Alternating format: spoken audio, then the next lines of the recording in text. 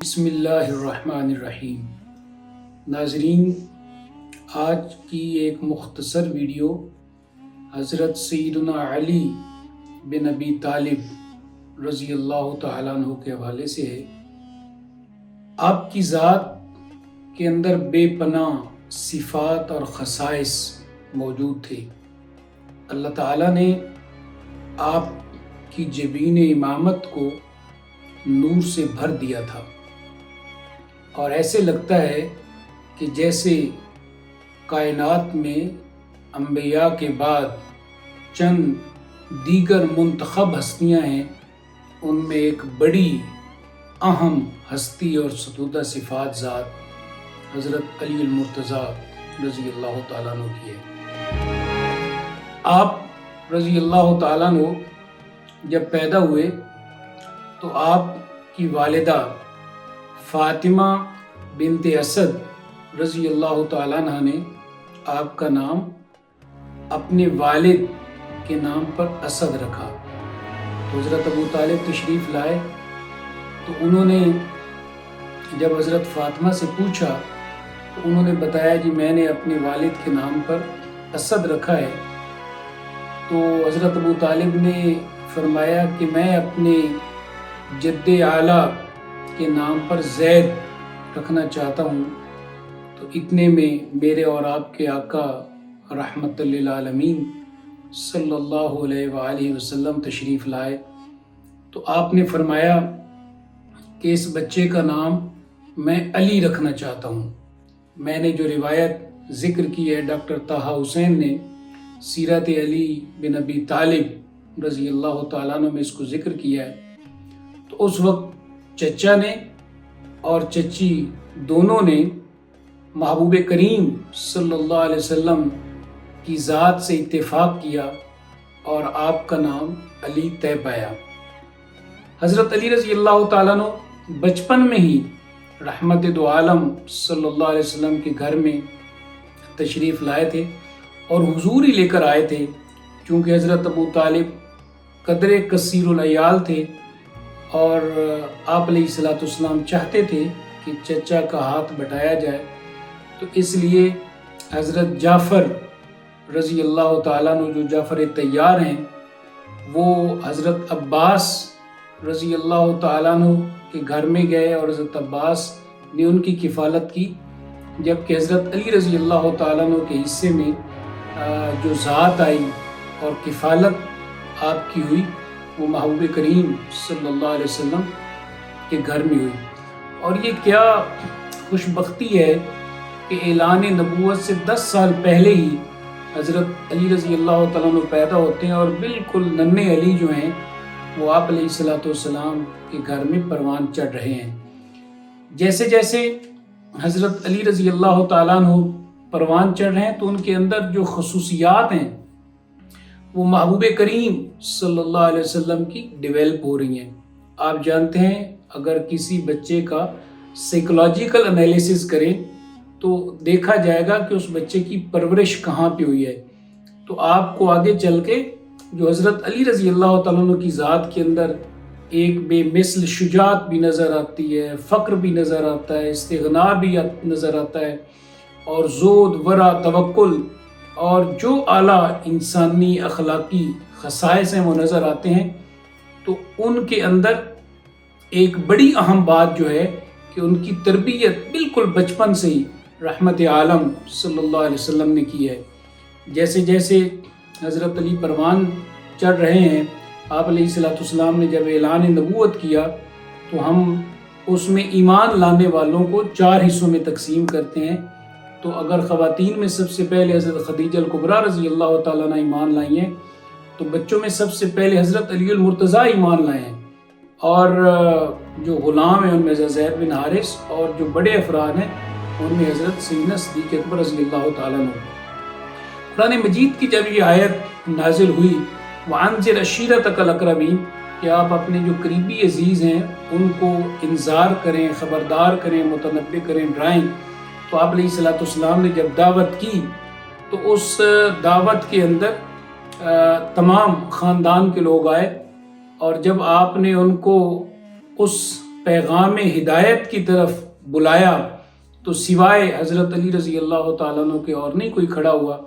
اور آپ نے فرمایا کہ اگرچہ میری ٹانگیں کمزور ہیں لیکن میں آپ کے ساتھ کھڑا ہوں۔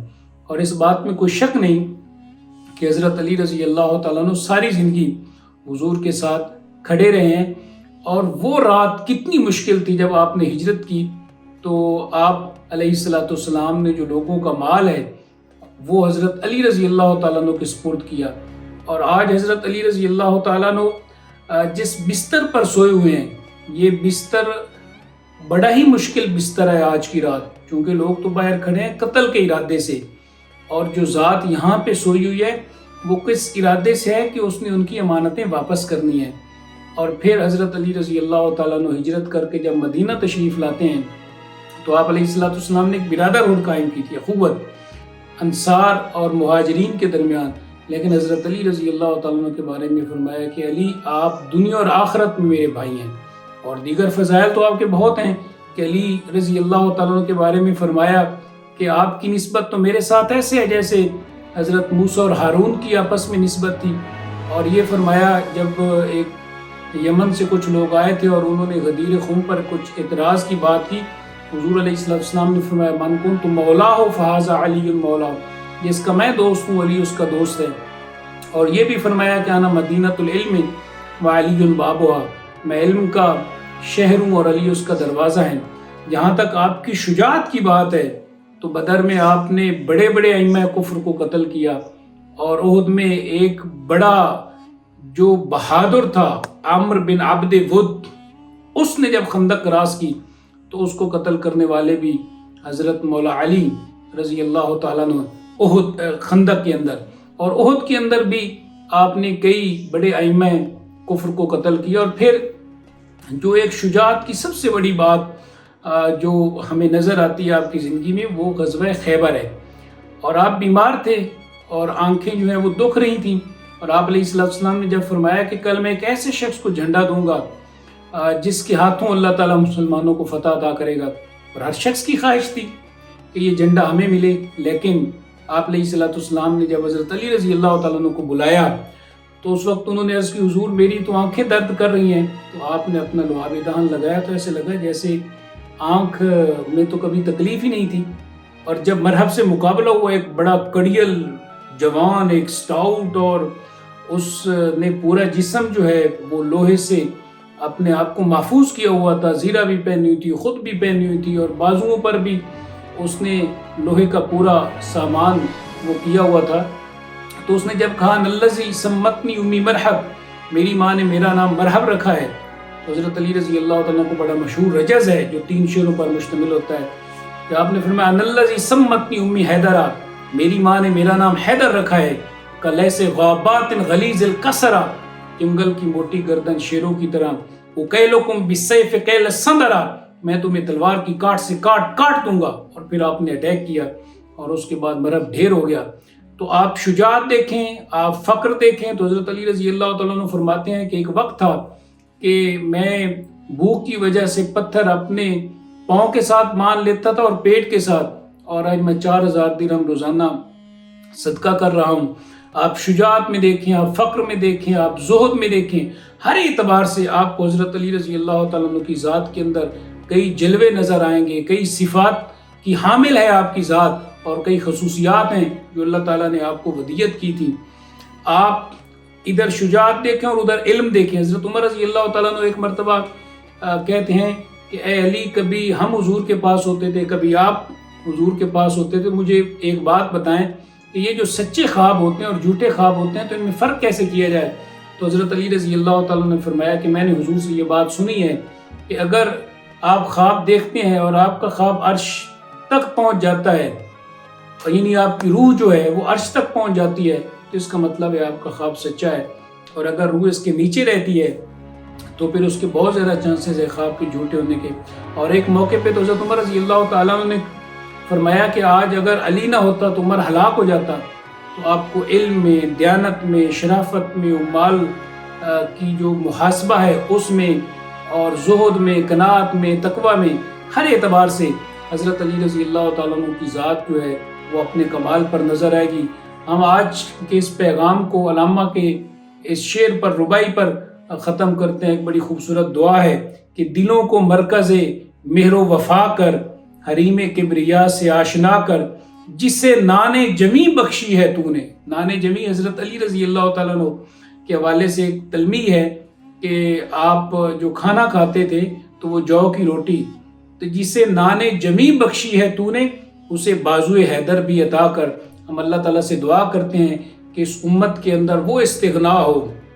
وہ توکل ہو، وہ قناعت ہو، وہ دیانت، امانت اور شرافت ہو جو اللہ تعالیٰ نے مولا علی رضی اللہ تعالیٰ عنہ کو عطا کی تھی۔ اللہ تعالیٰ ہمیں بھی وہ خصائص عطا کرے اور آپ کی ذات سے جڑ جانے اور آپ سے محبت کرنے اور آپ سے عقیدت کا رشتہ قائم کرنے کی توفیق عطا فرمائے۔ وآخر دعوانا ان الحمد للہ رب العالمین۔